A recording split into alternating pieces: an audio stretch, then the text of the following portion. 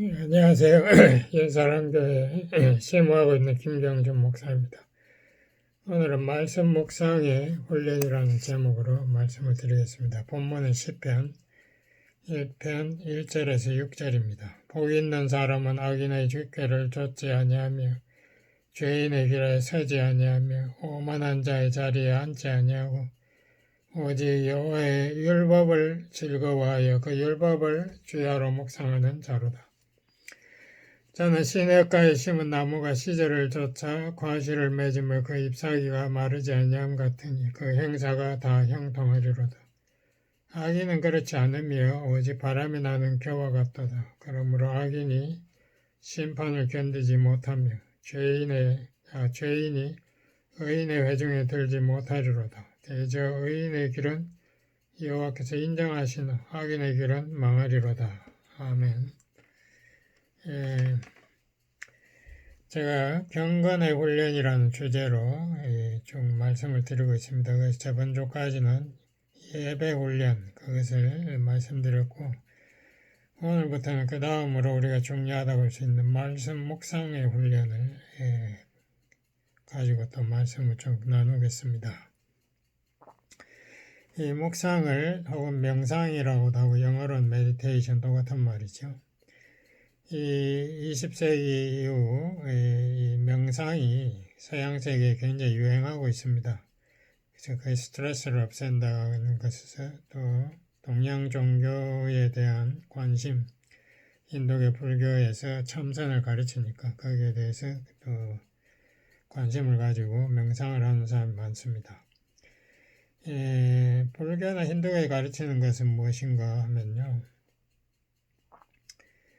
인간에게 많은 마음에 이 번뇌가 있다. 108번뇌가 있다. 여러 가지 번뇌가 있는데 이게 인간의 고통을 빠뜨리는데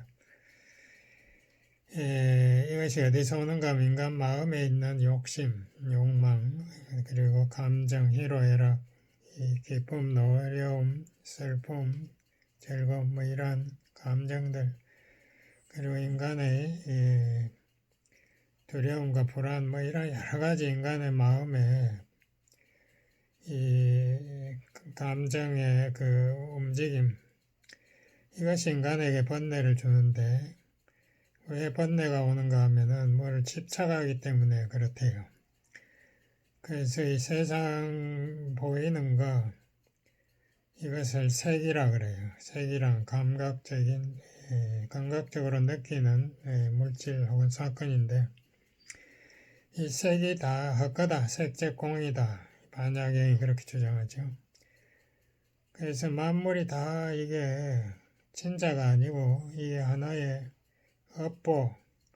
업보라는 말 중요한 말인데 이게 힌두교에서 칼마라고 무엇인가가 원인이 있는데 그 원인 제공을 내가 한다는 거죠. 내가 무엇인가 과거에 했기 때문에 그 결과가 지금 나 앞에 나타난 것이다. 그래서 이것은 실제 존재가 아니고 그냥 업보에 따라서 생기는 것이기 때문에 내가 그것을 깨닫고 내가 이제 이 마음속에서 그 눈에 보이는 것에 매달리는 것을 놓아버리면 그걸 잡은 것을 놓아버리면은 내가 번뇌에서도 고통에서도 자유하게 되고 해탈할 수 있다. 뭐 이렇게 주장합니다. 그러면 그게 바로 열반이다. 그래서 이 묵상 불교에서 참선은 이 보이는 모든 것을 부정하는 그 훈련을 하는 겁니다. 그러니까 내 자아조차도 이게 진짜가 아니다. 이게 환상이다. 이게 무아경이라는 말을 쓰지 않습니까? 그래야 내가 모든 고통에서 벗어난다. 고통에서 벗어나는 것을 인간의 어떤 목적으로 이렇게 가르치고 있는데요. 물론 고통이 우리에게 여러 가지 원치 않는 것이지만 그것을 벗어나는 것만이 인생의 목적이다. 상당히 부정적인 생각같이 저한테 들리는데요. 힌두교의 그 선생님이 뭐 이렇게 가르치더라고요. 온 우주의 모든 것은 저 바닷물 같다.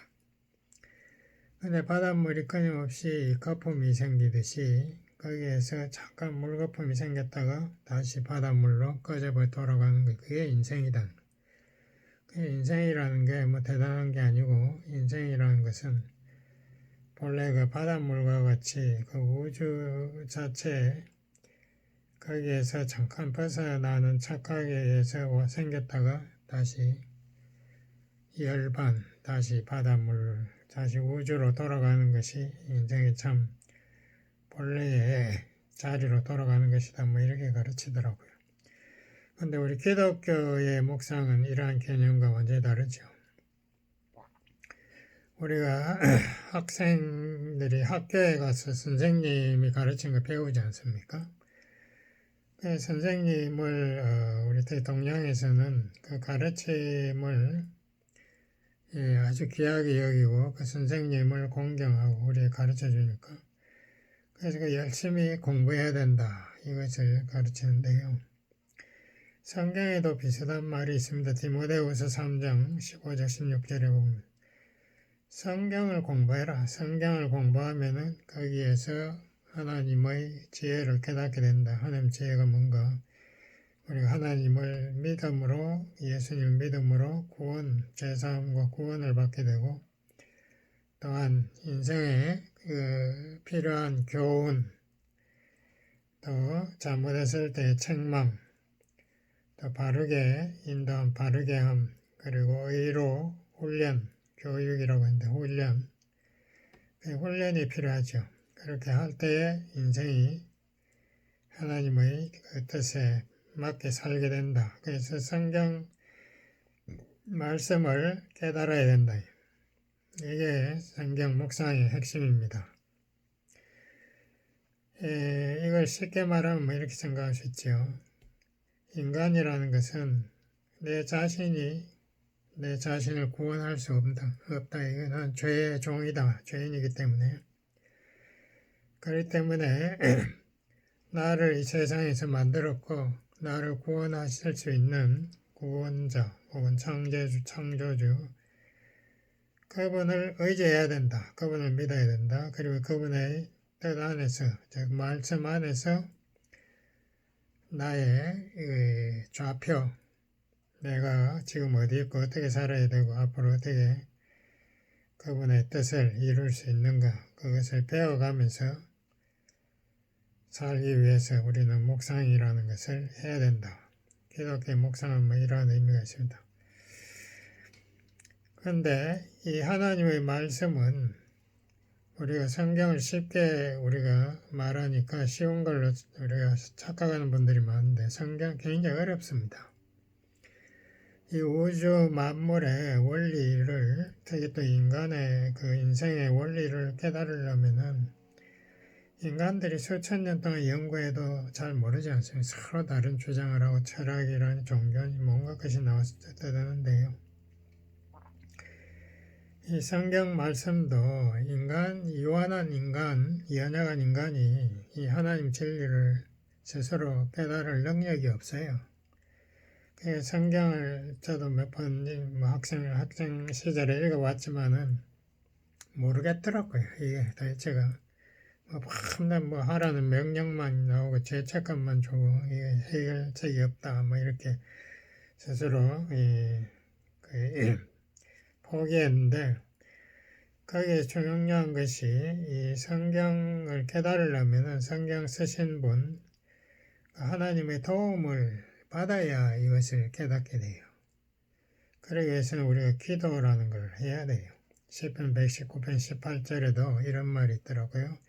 하나님 내 눈을 열어. 이 눈은 육신의 눈이 아니고 우리가 영 아니라 내 영의 눈을 열어 이 말씀의 기이한 것, 말씀이 이게 우리 인간에 깨달을 수 없는 아주 기이한 것이 이게 우주의 궁극적인 진리, 인생의 궁극적인 길인데요. 그거 인간이 그렇게 쉽게 깨달을 수 있는 게 아닙니다. 궁극적인 진리를 보게 하소서 이렇게 기도하라. 이 말씀 쓰신 분의 도움을 얻기 위해서 우리 기도하면서 또 말씀을 집중해야 됩니다. 그냥 빠르게 한번 팍 읽고 이것이 뭐 깨달아지지 않는다, 모르겠다, 탁답하 부리고 이런 식으로 그렇게 쉽게 깨달아진 책이 아니에요. 그것을 우리 집중하기 위해서 묵상이라는 것을 또 하는 것 아니겠습니까? 그 묵상이라는 것이 뭔가? 제가 그것을 예를 들어서 오늘 한번 해보겠습니다. 그래서 시편 우리가 1편 이 묵상은 많은 구절을 하려면 시간이 많이 걸려서 못해요. 그러니까 한 두 구절 내외를 골라가지고 그거를 묵상하게 됩니다. 그래서 뭐 1절에서 한 3절 정도 이것을 우리가 집중적으로 읽고 또 읽고 공부하고 그러고 나서 이제 묵상을 하는데요. 묵상이란 게 뭔가? 분석하는 거예요. 분석하려면은 질문을 해야 됩니다. 우리가 공부할 때에도 질문을 잘 해야지 공부를 잘하지 않습니까? 이게 왜 이런가? 이게 뭔가? 이것을 어떻게 이렇게 되나? 이것을 논리적으로 잘 깨달아야 그 사람이 그것을 진리를 파악하고 자기 것으로 만들 수 있고 자기의 삶에 적용할 수가 있죠. 그래서 우리가 이런 질문을 영어로 5W1H라고 그러죠. 그 다음에 5W1H 다 할 거에 하면 시간이 많이 걸리니까 저는 세 가지만. 첫 번째가 what, 무엇이냐, 무엇을 말하나, 이 뜻이 무엇인가. 두 번째가 why, 왜 그런가. 이게 논리적으로 뭔가 설명이 돼야 인간이 받아들이죠. 무조건 너는 이것을 믿어라, 받아라, 뭐 따라 순종해라 이런 식으로 하면은 사람들이 따라가지 않습니다. 우리 하나님은 우리의 머리, 우리의 이성적인 머리를 주셨어요. 그걸 사용하라고 주셨는데 그것을 무시해버리고 무조건 믿으세요. 뭐 이런 식으로 믿다 보면 깨닫게 돼요. 뭐 그것도 일리는 있지만은 그렇지만 우리가 이 믿는 것도 이것을 깨달아가면서 믿는 거지 그냥 맹목적으로 믿는 것은 우리가 미신이라고 그러죠. 맹신이라고. 그거는 바른 건 믿음이 아니죠. 그래서 why라는 질문 중요합니다. 세 번째는 how, 어떻게. 이것을 어떻게 내 삶에 적용할 수 있는가. 이 세 가지 질문 중요한데요. 소를 이렇게 가만히 보면 풀을 뜯어먹고는 또 그냥 더 이상 안 뜯어먹고 계속 씹어요. 소의 위가 4개가 있다고 그러는데 이 대사김을 하기 때문에 다시 속에 있는 것을 입에 토해가지고 그것을 계속 씹어가지고 그래서 소화를 시키는데 밥도 계속 씹으면은 밥이 단맛을 느끼지 않습니까? 그래서 이게 춤이 많이 묻어야 소화가 잘 되는데 계속 씹는 것이 우리에게 소화도 잘 되고 우리를 건강하게 한다고 합니다. 말씀도 마찬가지입니다. 이것을 계속 이 질문을 해서 분석하면 그것이 깨달아지면은 그게 이제 마음의 기쁨이 되고 우리가 진리를 깨닫게 되면 우리 삶에 적용도 하게 돼요. 이걸 어떤 사람 그렇게 말해 다이아몬드를 보면은 그게 아름답지 않습니까? 그렇지만 다이아를 이렇게 돌려가면서 여러 가지 광채를 하나하나씩 다 분석해서 봐야 다이아의 그 참 가치를 깨달을 수 있다라는 그런 말도 있더라고요. 그래서 우리가 성경 말씀을 여러 각도에서 돌려봐야 돼요. 근데 우리가 묵상하기 전에 우리가 성경을 여러 번 읽고 한 3번 정도는 읽고 거기에서 가능하면 여러분이 참고서라고 할 수 있는 주석책, 이 성경을 설명한 책을 또 한번 읽어보면 도움이 됩니다. 이 배경이나 이러한 것을 좀 설명을 읽어봐야 이게 무슨 말씀인가 그걸 좀 배경을 가져야 이걸 우리가 공부하는 데 도움이 되죠. 그냥 처음에 무조건 나는 묵상해야지 이런 식으로 해가지고 깨닫기 힘들어요. 성경이 어렵습니다.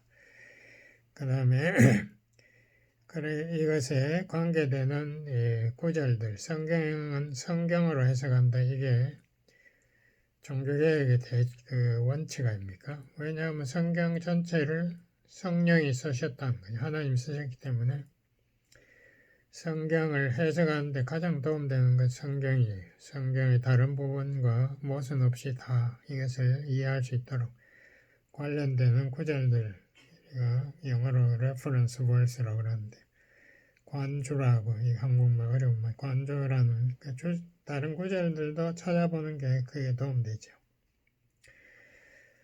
그럼 첫 번째로 복이 있는 사람이라고 1절에 나오는데요. 이 복이 뭔가 what를 질문을 던져야 됩니다. 우리가 복이라는 말이 동양에서는 수천 년 내려오는 말이기 때문에 우리가 그 뜻으로 해석해 버리면 이것은 성경을 잘못 해석하는 것이 되죠. 그래서 복이 세상 물질을 풍성하게 가졌다, 세상적으로 건강해졌다, 그런 복이 아닙니다. 그것을 우리가 기복신앙이라, 삼박자, 조영기 목사님처럼 삼박자, 축복 이런 거 다 엉터리예요. 그런 게 참 축복이 아니죠. 참 축복은 예수님이 이것을 복이 뭔가를 설명했습니다.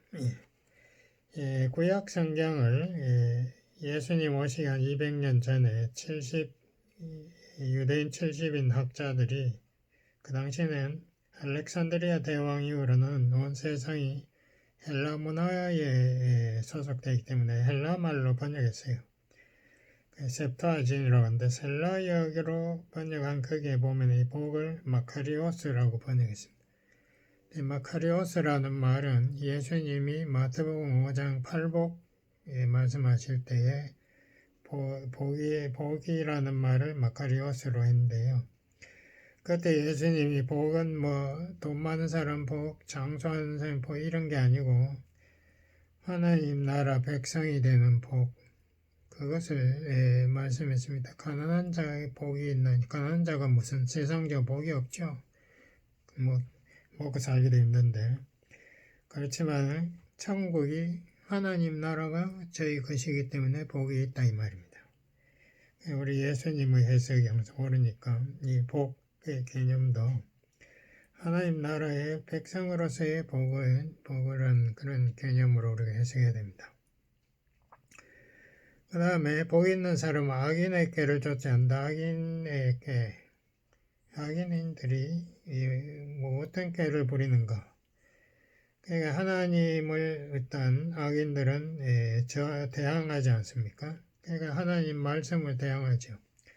하나님 말씀 대신에 자기의 주장이 있습니다. 제가 전도해 보면은 그 악인이라고 말하는 것이 그 사람이 아주 악하기 때문에 악인이야. 성경에서 하나님을 믿지 않는 자를 악인이라고 합니다. 그러니까 이 사람들은 자기 주장이 있더라고요. 자기 생각이 있고, 자기가 우주를 만들었나? 어떻게 자기가 우주가 어디서 난지 어떻게 알았나? 인생 사람을 자기가 살리고 죽이나?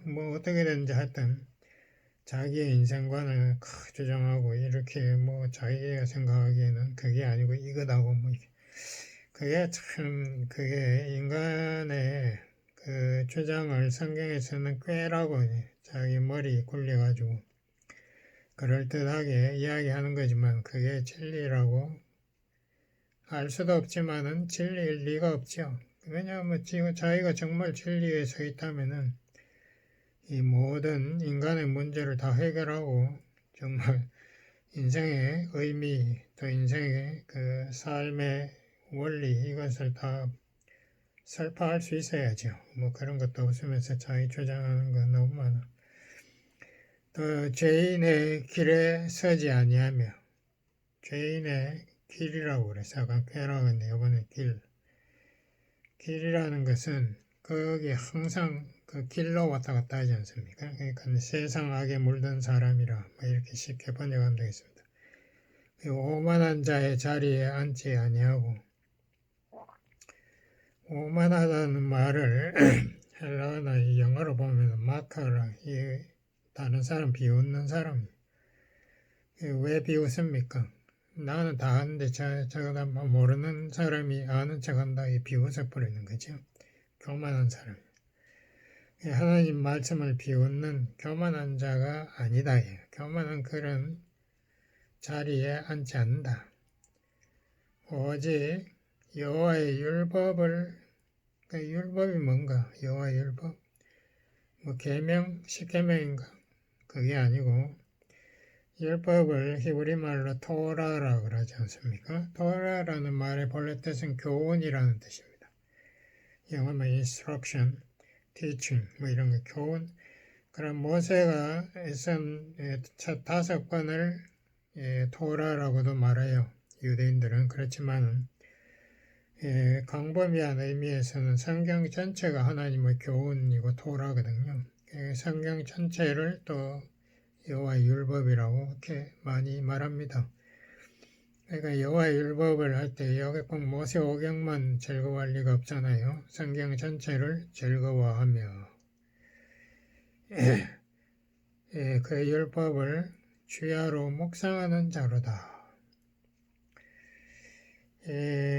율법을 주야로 묵상한다. 이게 또 무슨 말인가? 그럼 이 사람은 자지도 않고 밤낮 성경 묵상 병 걸리겠네, 이거는. 그러니까 우리가 제대로 해석 못하면 엉뚱한 주장을 하게 되죠.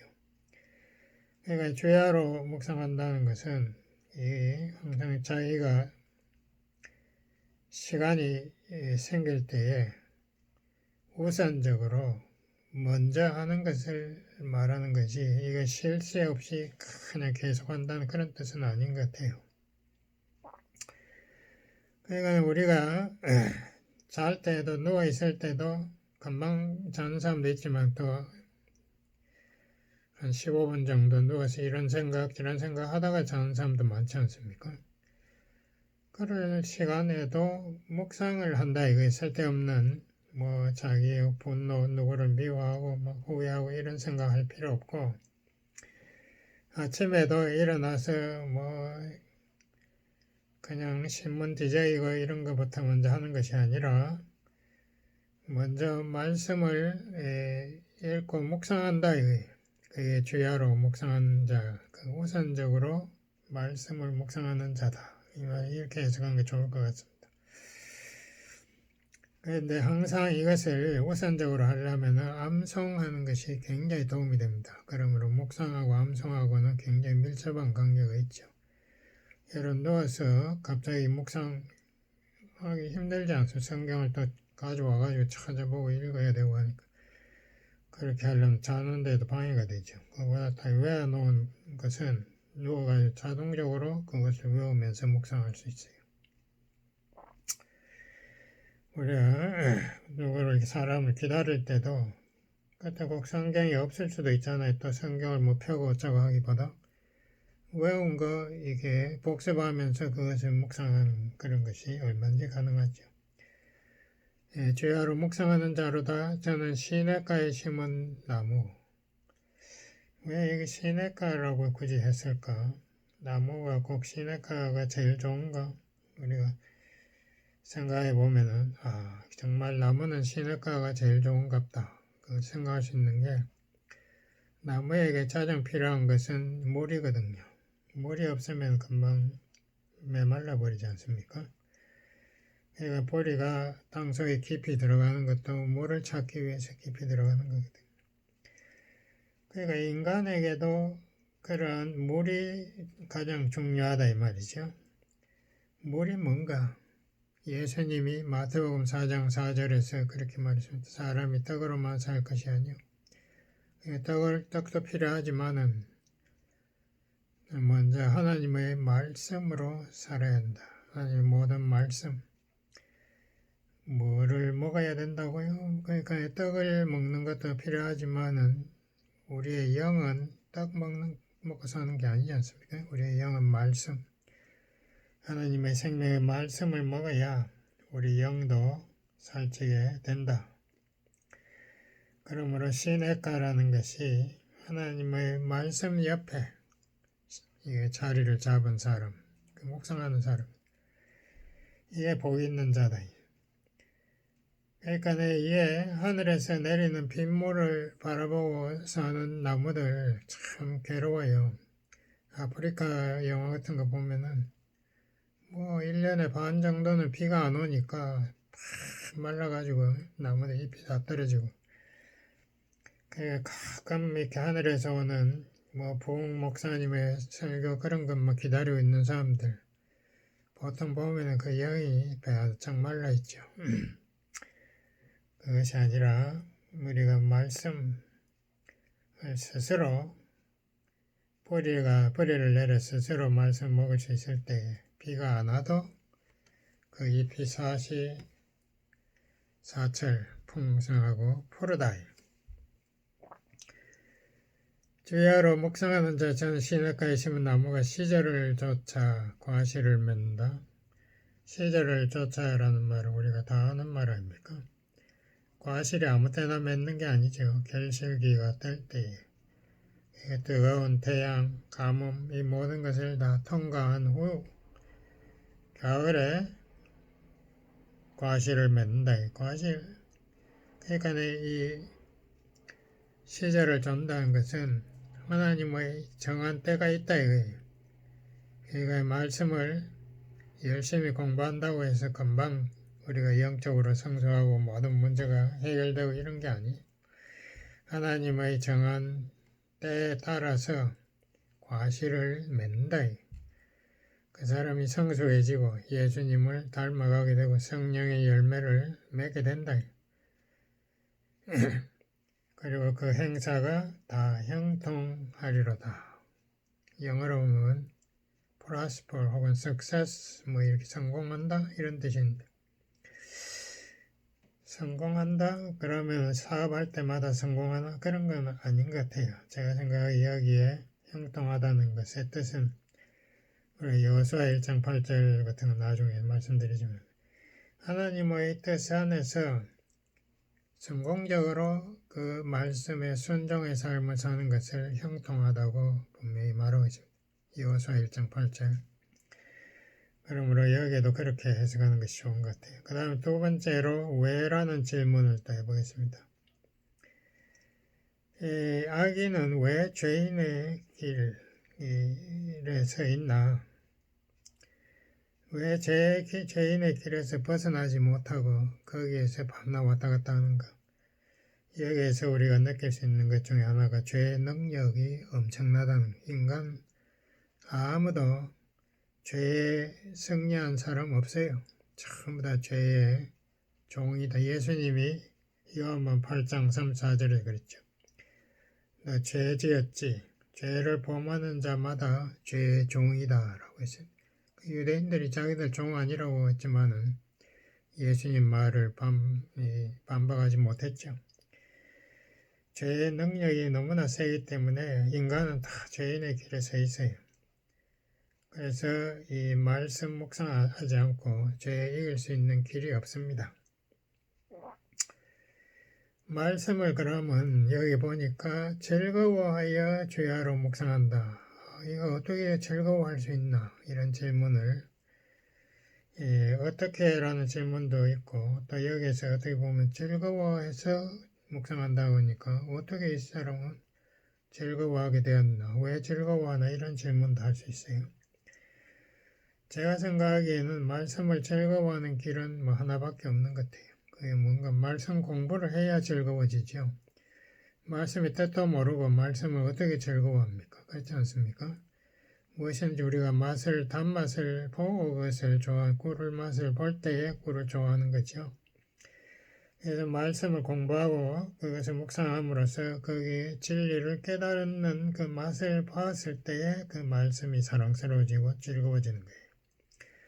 또 그 말씀을 삶에 실천해서 내 삶이 변화하고 문제가 극복되는 그 진리를 체험할 때에 이 말씀을 사랑하게 되고 즐거워하게 된다. 그러므로 말씀을 공부하고 묵상하는 것이 말씀을 즐거워하는 비결인 것 같아요. 또 이런 질문도 하셨습니다. 왜 하나님이 하필 이 시편 1편의 말씀을 오늘 나에게 주셨나? 이 질문도 중요한 질문이에요. 여기서 하나님이 나에게 원하시는 게 뭔가? 여기에서 1편은 대조하고 있습니다. 의인과 악인 두 삶을 우리가 하나님이 선택하라는 말씀이죠. 악인은 자기 허탄한 주장하고 자기의 유한성도 모른다. 우리가 1차부터 내다보지 못하는 인간인데도 큰 소리 칩니다. 하루살이가 하루 뭐 이렇게 자기 친구하고 헤어지면서 그런 말을 했대요. 내일 또 보자 이러니까 하루살이가 친구가 내일이 어디 있나? 우리 오늘로서 끝인데. 그래서 하루살이 둘이가 다투었다는 말이 그래서 뭐 농담인지 하여튼 그런 말을 들은 적이 있습니다. 인간들이 서로 자기가 옳다고 주장하는 것은 꼭 이 하루살이들 내일 그걸 가지고 다투는 것들 자기가 경험 못 해본 것을 어떻게 알아요? 서울 안 간 사람이 서울 뭐 주장하면서 이긴다더니 또 그런 식이죠. 야고보 4장 14절에는 인생이라는 것은 아침에 잠깐 나타나다 햇볕 뜨면 사라지는 아침 안개다. 그게 하루살이와 똑같은 거예요. 그것이 악인의 삶인데 의인은 어떤 삶인가? 말씀을 묵상하는 사람입니다. 하나님의 진리를 깨달아서 점점 진리의 이 죄의 길에서 벗어나는 사람. 악인들의 영향에서 점점 멀어지는 사람. 그 사람은 하나님의 말씀이 자기의 삶에 실천되는 사람. 그러므로 형통한 사람, 복 있는 사람이 이 두 가지 중에 하나를 선택하라는 이 말씀을 하나님께서 하시는 거예요. 선택하려면 내가 첫 번째로 해야 되는 것은 말씀의 묵상이다. 내가 묵상하지 않고는 안 된다. 세 번째로 어떻게 하오라는 질문. 우리가 말씀 즐거워하려면 무엇을 해야 할까? 어떻게 내가 즐거워할 수 있나? 그건 아까도 말씀드렸지만 우리가 말씀 공부밖에 방법이 없는 것 같아요. 우리가 묵상 이것을 해야 말씀의 맛을 알게 되는데 쉽으니까 묵상 훈련하려면 우선적으로 묵상부터 우리가 먼저 해야 된다. 주야로 우리가 해야 된다. 그래서 우리가 이 진리를 깨닫고 우리가 삶의 문제들을 해결받고 마태복음 6장에 나오지 않습니까? 염려 그거다. 우리가 하나님께서 제가 백합화 돌보고 하늘의 새들 돌보시는데 너희들 하나님이 너희들 하물며 돌보지 않겠는가? 너희들이 먼저 그의 나라 하나님의 나라와 의를 구하라 뭐 이렇게 말씀하셨죠. 그래서 하나님 말씀대로 우리가 믿음으로 받아들이고 실천할 때에 문제가 해결될 겁니다. 그리고 우리가 이 말씀을 또 삶에 적용함으로써 우리가 문제에서 극복하는 승리의 삶을 맛보게 되면 우리가 점점 더 말씀을 즐거워하게 되고 사랑하게 되죠. 우리가 어떻게 하면 형통하고 열매 맺을 수 있는가? 이 말씀을 우리가 공부해서